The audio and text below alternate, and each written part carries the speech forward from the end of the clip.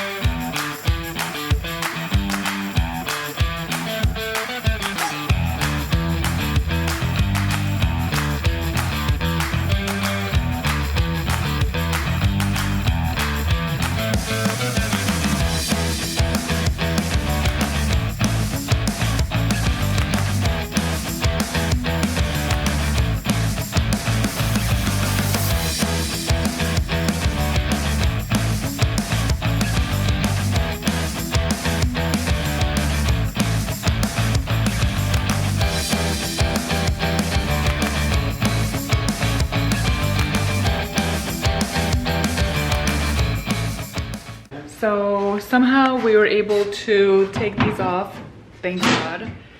Wasn't as heavy as I thought it would be, so I feel like it already looks so much more spacious. I'm so excited. So now we gotta take these off. This is what held the cabinets up. And yeah, we're gonna move on to this wall now.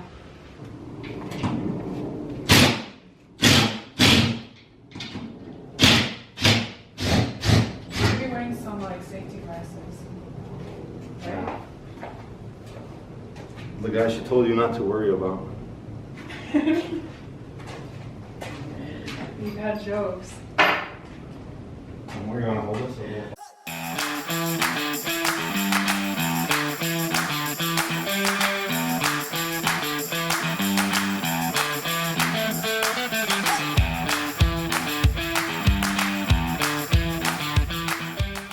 It's day 2. After the weekend, we took a little break, had a fun weekend, and now we're getting back at it.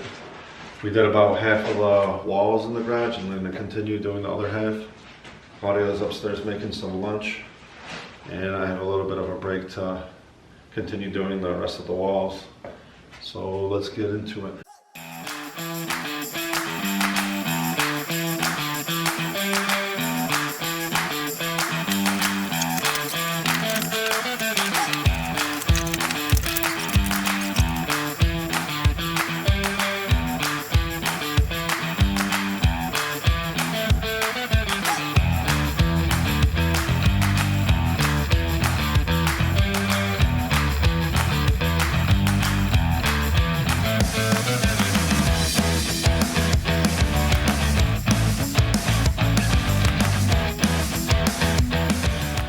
We did it. Oh, Now I found just some stuff. Those things. Those racks. Oh. Last thing. Yeah, I we think, got a right? couple Anything more else? things, but Oh, and the thing up there, the light. which the light's light? gotta go, and then that. Oh yeah. Couple more things, just those little racks. bracket racks. And then the light up there. The way you see the power hanging. That's easy to go. But yeah, the walls are cleared, so they're ready to be patched, sanded. Walls are ready to be primed and painted, and yeah, this is gonna be looking good in no time. Now we're gonna get ready to fill all these holes that are all over from the cabinets that we took down and whatnot. So to do that, you need some kind of, these are the materials you will need. You need some kind of joint compound. You just pick this up at either Home Depot or Lowe's, I forget. But just a joint compound, and you want to read the directions. It tells you exactly how to mix it, how much water to add, or if you need to add water at all. So just make sure you read the directions on that. You need something to mix it with, so I got this mixer that attaches to a drill to make it easier for me. You need a tool like this to apply it on once it's ready, and then you need something to put in, like a bin like that, and then you need a little bit of water to mix with the water. It says 1/4 cup, and you add it to find a good consistency. You don't want it too mushy, but it just needs to have some water. And once I get that going, I could show how much I added and what it more or less needs to look like. Slowly use your mixer, just kind of mix it like that. Nothing to it, just spread it around.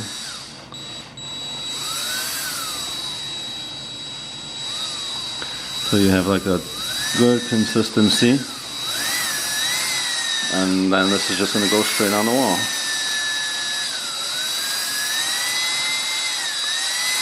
Don't be afraid to either add more compound or more water as needed, so you get similar consistency to this. Like this should work.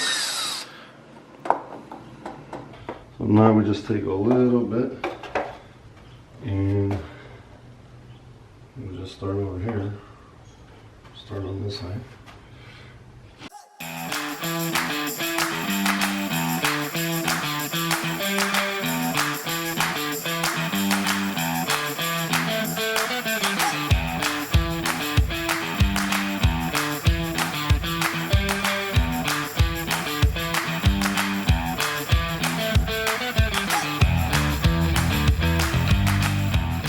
Got a close-up view here. This is more or less what you're trying to do. I know it's a little thick there, but there's like deep holes, and I'm trying to save some time but not doing multiple coats of the mud, so just making it a little bit deeper, and then when I sand, I'm just not going to push as hard, but take off all those edges. So that's one wall completed, and now we just wait for dry. They say the dry time is about 24 hours. Obviously where it's thicker it's going to take longer than something that's like thin like that. There's some spots in the ceiling.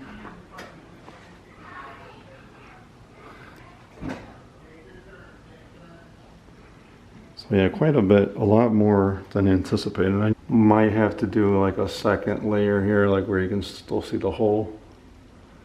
So that's what I was talking about, so I have to let it dry, then can go over it one more time to get a nice smooth finish. That's the progress so far. We have a lot of the stuff in the middle, so I had to do a lot of moving back and forth to get to everything, but looking good so far.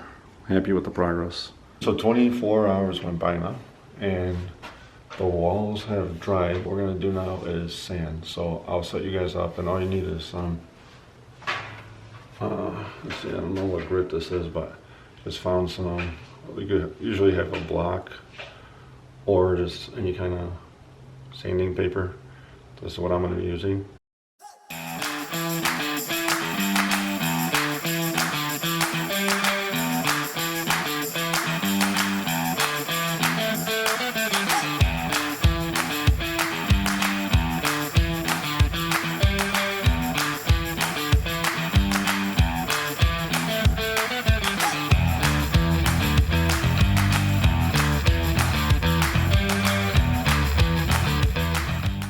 thinking about starting the ceiling first, and we'll see how that goes. I set up the, well, don't mind the bottle. We got that as a housewarming gift from our neighbor. But all I have here is some flat white. Interior ceiling flat white paint. Got an older tray that still is good. Just pour some white on top. Got a new roller. Got the extendo stick. Yep, and that's that. Started painting. I took a brush and just did the edges, just to make it a little bit easier for me to get in those tight corners. And then I started using the roller, and I wanted to show you guys some of the progress so far and kind of how much of a difference it's going to make. Right now I realize the wall is kind of a yellowish tint, and the white is like an interior white, ceiling white paint, so it's going to make a huge difference. It's going to make this place look a lot taller and brighter, which is what we want. So let me show you guys, and hopefully it comes out nice on the camera here on how it's going to look. So I did about, you know, a row or two, and then I want to show you how it looks compared to the original. So hopefully that comes out good. The right side here along the right wall is started, about a row or so. And then over here is the yellow. Huge difference in person. Hopefully it comes out nice on the camera on the change that's coming. So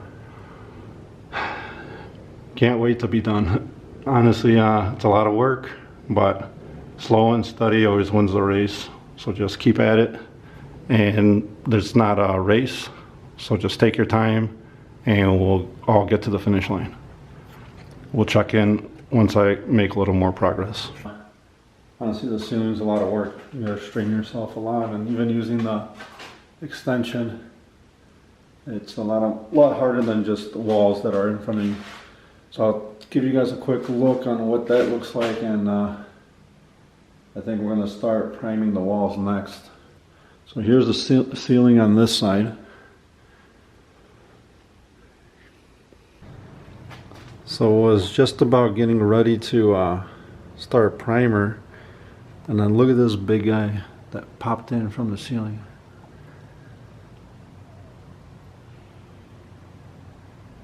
Just almost walked right into him. We're gonna relocate him outside. Yep.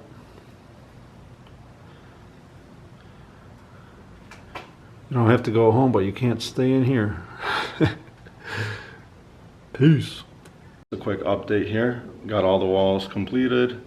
Did all the trim on the bottom.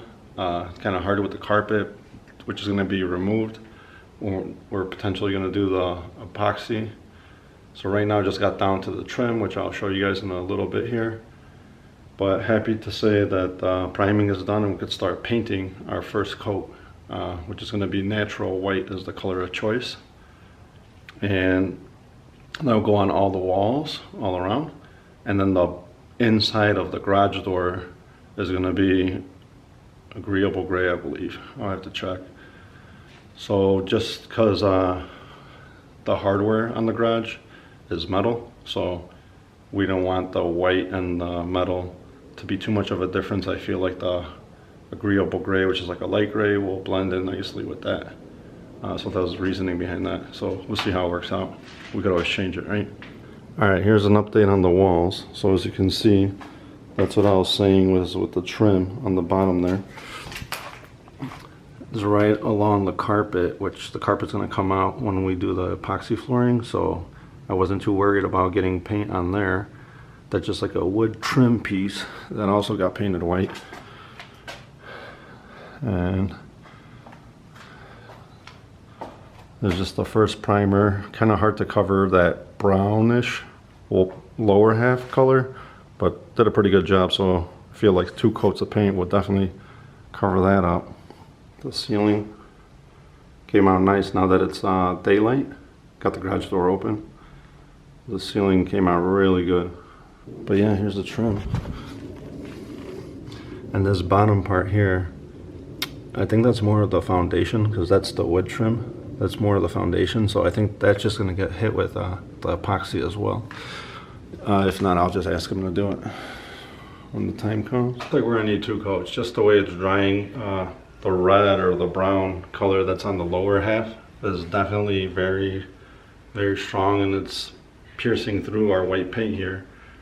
No big deal, just gotta do a second coat, but a little more work, but patience is key. You gotta remember, want to do this once and right for the long term, not just for the short term and then regret not doing that second coat. So let me give you guys a quick look, and maybe the camera will pick it up.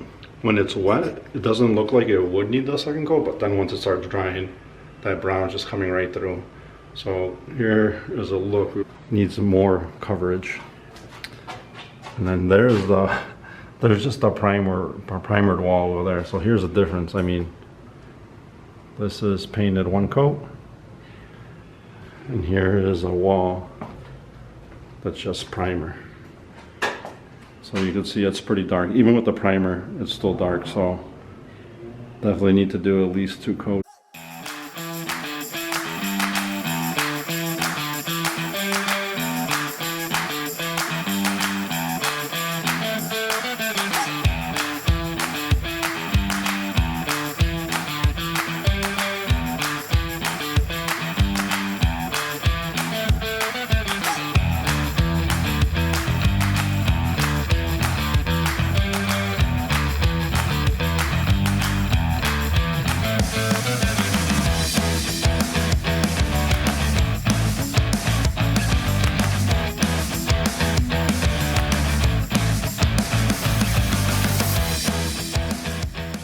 Huge shadow here because of this, and the door's open, so don't mind that, but I promise you that's all covered. Hopefully that was satisfying to watch.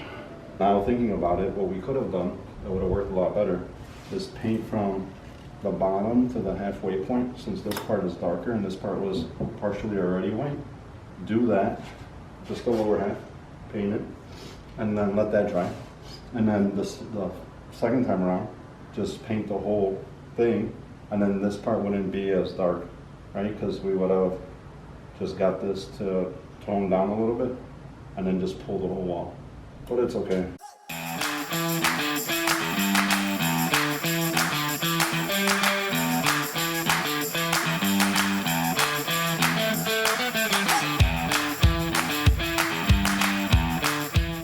It's been a few days now. We made more progress on the garage. We ended up getting the epoxy floor professionally installed. So this is the final product.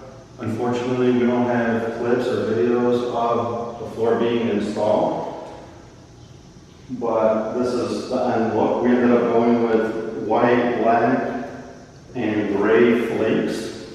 And there's a catalog of different colors that we were able to choose from, and this was our favorite. Seems like this is a popular color because our installer also said a lot of people choose this color. Very neutral and very clean look. We ended up doing the professional route for the install just because doing the research, doing it DIY, sometimes doesn't come out clean and perfect. Things start cracking and breaking, but upwards of $3,000, but we feel it was worth the investment to do it once in the right and have this look. So we're very happy with it, how it came out. It looks great. Everyone that's seen it so far compliments it. I actually gave out some referrals to our installer. So if anyone's interested and is in the area, Chicagoland area, I'm sure I could drop down a name and you could reach out and get it done in your own garage if that's something anyone wants to do. We ended up also doing 2 coats of paint on all the walls, and this is the final look. So we're very happy with that. Got really good coverage. The brown is no longer a thing here on the lower half. We also ended up picking up another storage rack from Costco, and we picked up these bins, and we like the clean look of not being able to see what's inside the bins. And each bin has its own category of, decorations for each season in there, things that we don't use every day, things for the outdoors. So very nicely sealed and clean look. And we're happy with the 2 racks and have everything categorized and organized, easy to access. We moved our fridge to this side, it's plugged in, fully stocked, ready to go. And yeah, we also have the lights, so the recessed lights are all installed. We ended up doing 3 on this side and 2 rows of 3 over here. And those are really nice, bright LEDs. We ended up getting that installed by an electrician. Again, first idea I was going to do it myself, ended up opening up the wall, seeing there's insulation and joists you have to go around, and a lot of wiring, so I just ended up hiring an electrician to come in and knock it out in a few hours. They did recommend we put one of the switches on a sensor, so that's over here, which is really nifty. Anytime the garage door opens, because you could set up proximity of motion, so anytime the garage door opens or anyone from the inside using that door enters into the garage, this picks that up and turns on the lights automatically, which is an awesome feature. And then it has an auto shut off. I believe it's a few minutes. So you never have to worry about, did I leave the light on, did I turn it off, or if you have no hands and walking in with groceries, you walk in here, or walk out, you walk in here from the outside, whatnot, lights turn on automatically. Very nice feature, I would highly recommend that. And that's just a motion sensor. And we picked that up at Home Depot. So that was that's really useful, and never have to think about turning on and off the lights anymore. If you have any questions or any suggestions, anything positive to say, or negative, I guess, let us know in the comments below. I'm always happy to help anywhere where I could lend a hand or a recommendation of anything. Let me know what projects you guys are working on. And I feel like we utilized the space and cleaned it up very nice to our own liking. We went for the clean, minimalistic, organized look, and just like it in here now. We could easily open up this garage in the summer now, throw in some portable tables, and have people gather here, place some bags on the driveway, that sort of thing. And it's not, you want to be in here, and the cleaning up of the walls, the filling the holes, the mudding, sanding, painting multiple coats. With material, we got the quote for $5,000, just around there. And doing everything ourselves, besides the floor, of course, just a couple $100 for materials, I believe between $200 to $300. We were able to save a lot of money, and it feels good knowing that you put your hard work into something, and then being able to enjoy it while also saving money. So you can't beat that, right? But yeah, any future projects coming up, stay tuned. If you guys like this or want to see other videos, comment below and let us know.